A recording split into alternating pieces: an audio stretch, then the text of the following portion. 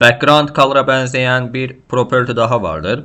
Bu property CSS'də gradient adlanır. Gradient background color'a çox bənzəsə də, background color'dan fərqi odur ki, background color ilə yazılmır.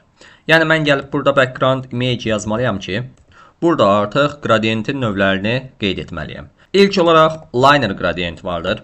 Və bir də bunu da nəzərinizə çatdırım ki, background image ilə ona görə yazılır ki, texniki olaraq gradient şəkil kimi qəbul olunur. Ona görə də liner gradient, yəni daha doğrusu gradientin növləri bu şəkildə image ilə image xüsusiyyətindən istifadə olunaraq yazılmış olur. İndi mən gəlib burada background image liner gradient yazdım. Bura mən red və blue rəngini qeyd etdiyim zaman aralarında vergül olmalıdır. Baxın, bu şəkildə yuxarıdan aşağıya doğru yumşaq bir keçid almış oldular. Yəni qırmızıdan maviyə yumşaq bir keçid edildi. İndi mən gəlib burada tutalım ki, bura istiqamət verirəm. To right yazdığım zaman və burada da vergül qoyulmalıdır. Baxın, soldan sağa doğru rəng almış olacaq. Yəni to right dediyimiz zaman bəzən fikirləşirik ki, qırmızı rəng sağdan başlayıb mavi rəng solda olmalıdır. Amma bu gradientdə belə deyil. To right yazdığımız zaman soldan başlayaraq sağa doğru bu şəkildə keçid almış olacaqdır. Və yaxud da ki, gəlib burada left yazdığım zaman sağdan sola doğru hərəkəti gözlənilir. Ona görə də mavi rəng sağda, solda, qırmızı rəng sağda bu şəkildə görünəcəkdir. Liner gradient xətti keçid deməkdir. Burada tutalım ki, mən gəlib to left yox, 90 degree də yaza bilərəm. Misal üçün 90 degree yazdım. Eyni vəziyyətdir. 180 yazsam yuxarıdan aşağıya doğrudur. 45 dərəcə yazım bura. Baxın, 45 degree verdiyim zaman künclərdən yumşaq bir keçid almış oldu. Yəni burada degree ilə də bunu qeyd etmək olur. İndi bir şey də göstərim. Burada piksellərlə də və yaxud da ki, faizlə də qeyd etmək olur.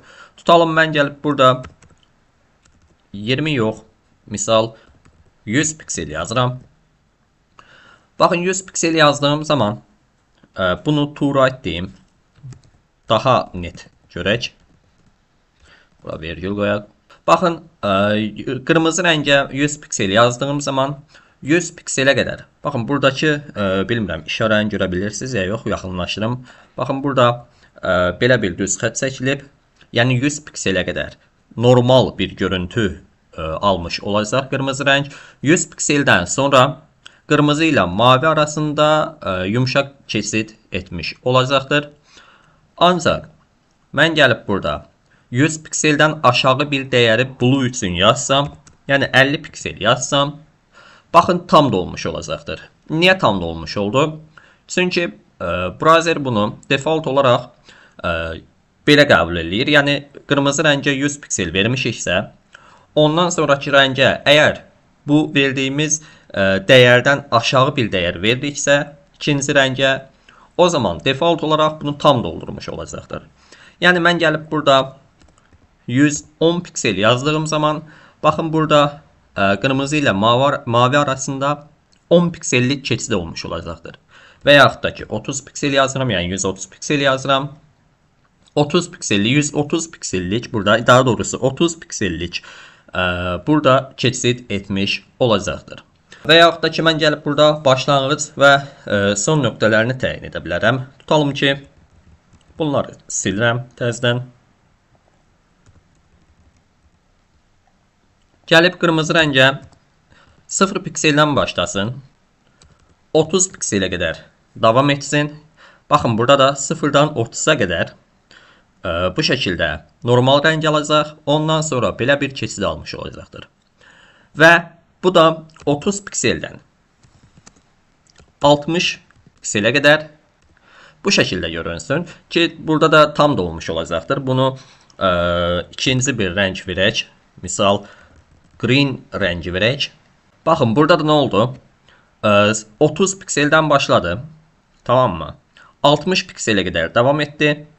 Və ondan sonra belə bir keçid almış oldu. Yəni burada istədiyimiz rəngləri yaza bilərik. Tutalım ki, yaşıl və yaxud da ki, sarı və purple rəngi. Yəni bu şəkildə rəngləri qeyd edə bilərik. İndi isə keçirik ikinci qradiyent növünə. Bu da radial qradiyentdir. Radial qradiyent yazıram. Tutalım ki, bura. Və gəlib burada yenə red və virgül qoyaraq blue rəngini yazıram. Radial qradiyent yazdığım zaman bu şəkildə mərkəzdən qırmızı rəng başladı və kənarlara doğru mavi rəng ilə birlikdə bu şəkildə keçid etmiş oldu. Ancaq bu radial qradiyentdə istiqamət verə bilmirik. Misal üçün to right yazdığım zaman bu qradiyent gəlməyəcəkdir. Və yaxud da ki, degree ilə qeyd etdiyim zaman 45 degree bu birləşik yazılsın. Yenə qradiyent görünməyəcəkdir. Və yaxud da ki, gəlib burada piksellərlə versəm, buna 100 piksel, buna da tutalım ki 110 piksel yazıram. Baxın, bu şəkildə görünmüş olacaqdır. Və növbəti qradiyent növü Sonic'dir. Sonic qradiyent yazdığım zaman qradiyent. Gəlirəm burada red və blue yazıram. Baxın, qırmızı və blue rəngi yazdığım zaman belə bir görüntü alınmış olacaqdır. Burada istiqamətini müəyyən etmək üçün to right yazırdıq. Düzdürmü? Vergül qoyurduq bura bu şəkildə. To right yazırdıq, burada görünmürdü. Sonic'də bu to ilə deyil, at ilə yazılır. Yəni at right yazdığım zaman sağ aşağı küncdən qırmızı rəng başlayıb maviyə doğru bu şəkildə keçid almış olacaqdır. Və yaxud da ki 45 degree yazsam, bu at ilə gəlməyəcəkdir, belə də gəlməyəcəkdir. Və yaxud da ki, to ilə də yoxlayaq, to ilə də gəlməyəcəkdir. Biz at ilə left yazsaq, baxın, left yazdığımız zaman da bu şəkildə soldan başlayaraq qırmızı rəngə belə bir keçid almış olacaqdır. Konik qradiyentdən ən çox real layihələrdə bu şəkildə istifadə edirəm. Gəlirəm burada misal green rəngində 0 degreden başlasın. 30 degreye kimi bu şəkildə olsun. Və daha sonra sarı rəngdə 30 degreden başlasın. 60 degreye kimi. Daha sonra purple rəngində 60 degreden başlasın. 90 degreye kimi. Burada vergül olmamalıdır. Və qırmızı rəngi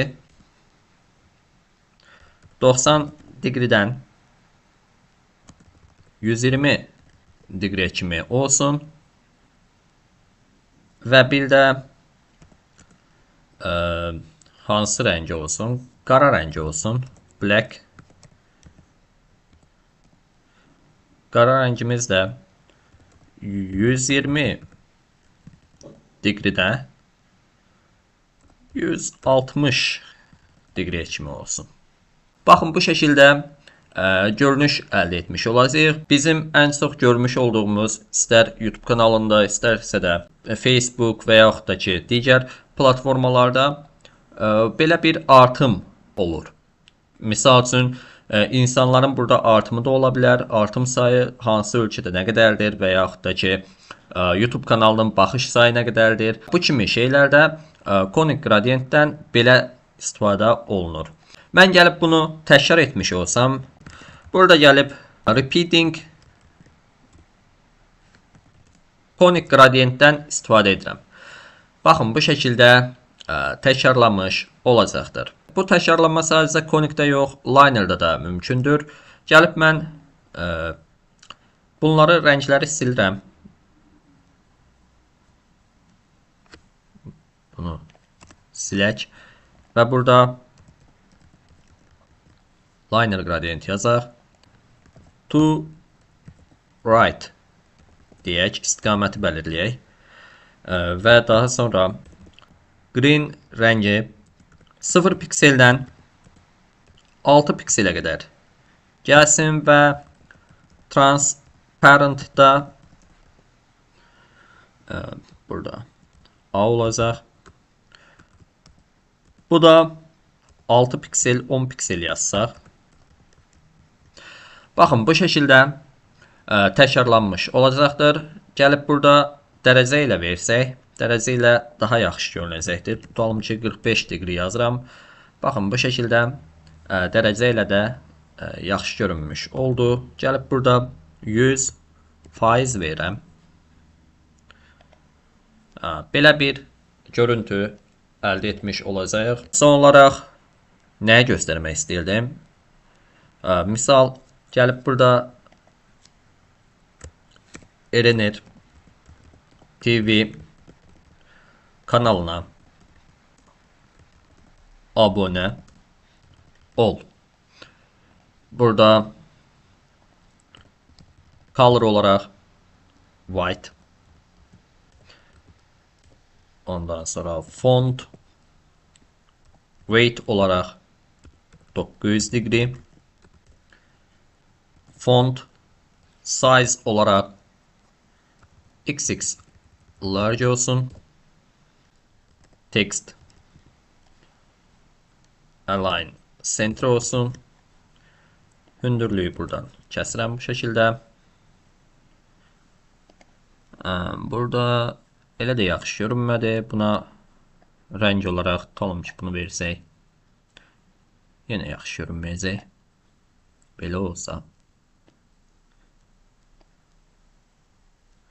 Və yaxud da gələm burada bunun rəngini ağ eləyirəm. Baxın, bu şəkildə gözəl bir görünüş almış olacaq. Bu dərsimizdən də bu qədər. Ümidvaram gradient mövzusunu tam aydın başa saldım. Gələn növbəti dərsimizdə görüşənə qədər hələlik.